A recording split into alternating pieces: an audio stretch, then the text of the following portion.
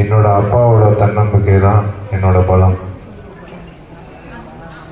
இந்த ரெண்டு பலம் சேர்ந்து எந்த ஒரு தடை வந்தாலும், எந்த ஒரு சர்ச்சை வந்தாலும் நான் வந்து தாண்டி வரேன்.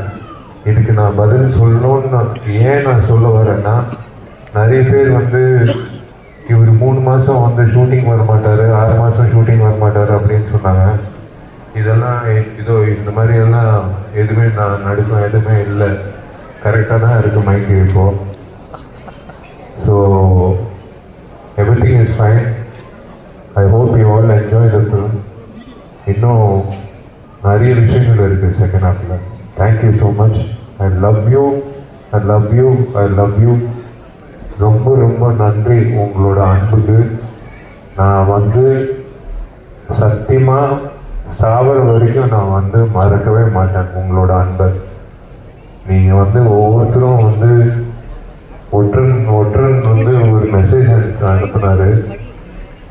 அது வந்து ஹார்ட் டச்சிங் மெசேஜ். ஒரு ப்ரெஸ்ஸு வந்து ஒரு நடிகை